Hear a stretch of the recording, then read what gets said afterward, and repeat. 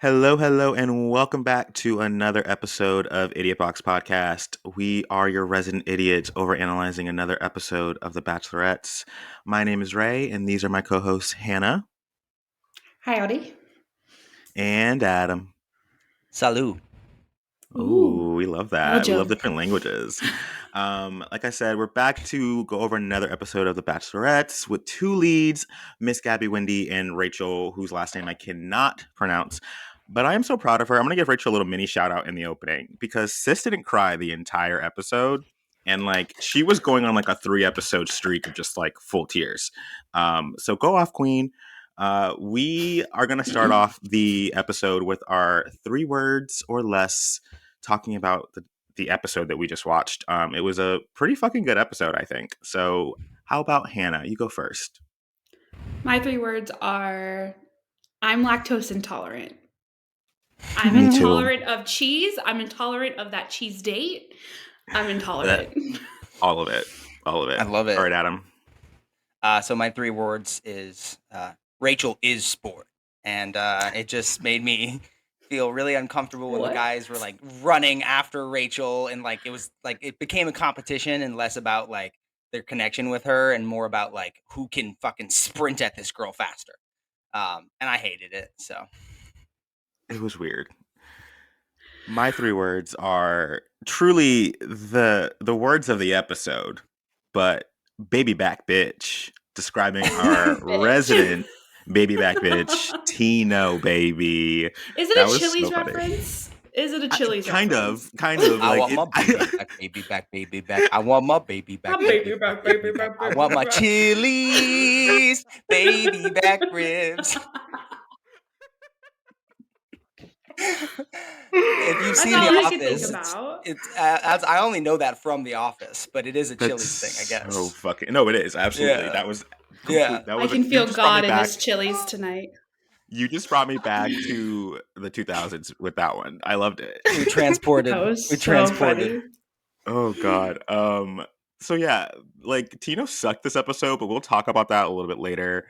The most dramatic moment ever of this episode goes to Nate getting sent home on his second one-on-one with Gabby. And we all have a lot of thoughts. We're also going to get into the Nate drama immediately after this. Hannah's going to give us a full rundown. We're doing Hannah's Hideaway early this episode because we can't wait till the end of the episode to talk about the whole Nate situation. It's a lot to talk about. But yeah, so Gabby invites Nate on his second one-on-one, and he's super shocked. Super surprised. I wasn't, because like, who else would you take? I mean, Logan, I guess. We thought she would may take Logan, but Nate was like the clear option. It's been a while since they've been on a date together, and they have such good chemistry.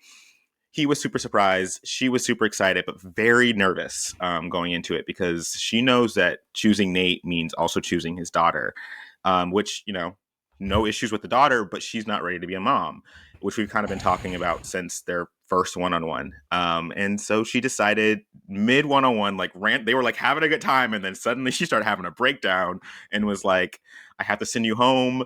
I am not ready to be a mother. What were your thoughts, Hannah? Okay.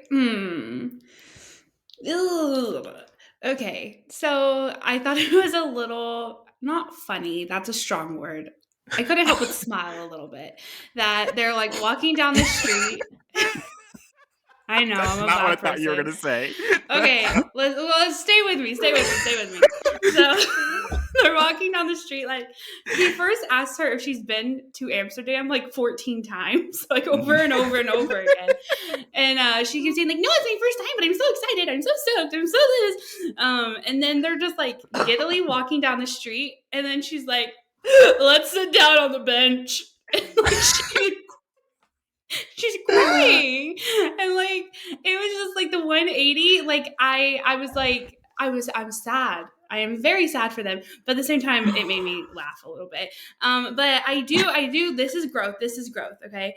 While watching them break up, and they're, you know, crying, and she keeps saying she's sorry, and he's not really saying much. He's just processing, but she's really just kind of going into why it wouldn't work. She's not ready to be a mom. I did actually feel sadness, which I think is a big step for me. That's a really big fucking step. Thank you, thank you. I felt sadness for them that like they're gonna break up, even though they love each other so much. And for the first time, Nate didn't make me want to puke while he was talking. I was like, I felt for them. Aw. I know, Okay. All gross. right. Thank you. What Am have I the you? only one that thinks? I mean, I feel like it's obvious that Gabby only chose Nate for this one-on-one to break up with him, right? I mean, Yeah, Absolutely. okay, I'm absolutely. just Absolutely. making sure we're all on the same page because Yeah, like they didn't really unless I'm forgetting, they didn't do anything on that date, right? They literally No, just no, walked they to just that walked they around. walked to that bench. They Yes. she took him literally to break up walked with him. to that bench. Yeah, okay. Yes. I And want to say I something. respect. I was going to say real quick. Usually that means that like they really when like the lead decides to send home Mhm. like a fan favorite in the middle of like a date like that, it's because like they really like them like a lot. Because Yeah. like the producers would be like, send them home at a rose ceremony. That's funnier. But like that means that she like literally likes Nate a lot. So continue. Oh Sorry. yeah. I wrote down in my notes. I said Variant, Gabby, and Nate are married in so many different timelines. Like they Absolutely. are absolutely supposed to be together, but the timing isn't right, and that sucks. Like Oh my I Yeah. don't god. know how Gabby's supposed to go on letting her man's walk away and Yeah. just coming back with these 3 or 4 schlebs that she's got to pick from Yep. now. Like I just don't. Hmm. I don't see how she actually ends up with somebody after leaving Nate. Don't speak ill of Jason. We love Jason. We Jason love is not a Jason. I Okay, schlub. agree. that's fair. That's I fair. agree. I'm I just, I agree. think I'm just hurt. I am hurt. Well, So now I'm offended. So I'm dealing with the pain, Hannah. get over your I pain. I did think it was nice though that like they, do this whole breakup. She's like ending it with him, and instead of like getting defensive or anything like that, because I mean, we all knew the Nate drama as we were watching this episode, so we had those like that frame of reference in our head. hmm I do hmm like that, like, at least the first thing they showed us that he said was like, Gabby, you're going to be a great mom, but I understand that, like, you're not ready Yeah. now. I hmm thought that was very hmm respectful and And nice. she said that the way he handled it made her like him even more, which I hmm get. Like, she needs somebody that's Yeah. going to handle these hard times in the correct way, and I think Nate handled it like a stud. hmm I Hmm. agree with Adam completely. I think that Nate was in game, and I think it like hurt Gabby to know that like that's probably her person, but she literally can't be with him right now. And I respect her for it because she shouldn't just like sometimes people get into relationships because they really like someone and they don't think about everything around that relationship, and like him having a kid would change her life, and like she is Yeah. fundamentally not prepared to do that yet. And instead of her pretending like she is, like what a lot of people quite frankly probably would, Yeah. she's like, I don't want to do that to your daughter. I don't want to do to your daughter what my mother did to me. And I might not even be doing it like purposefully or like consciously, but I know that if I'm not prepared to be a mom, there's no reason for me to pretend like I am.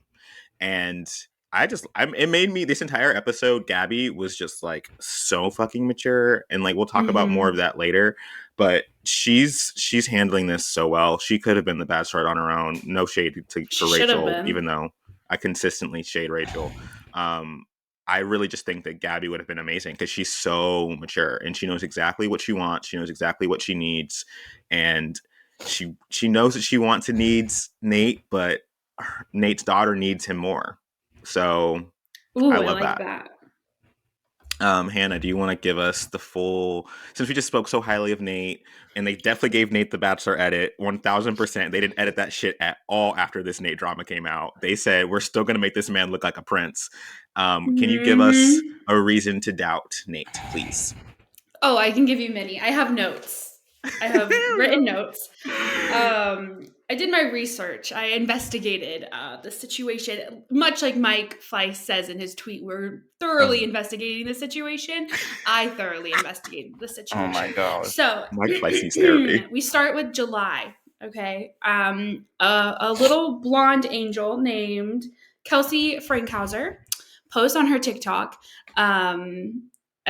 She like us. What was I can't think of what the sound was. It was something, but it was saying pretty much Ugh.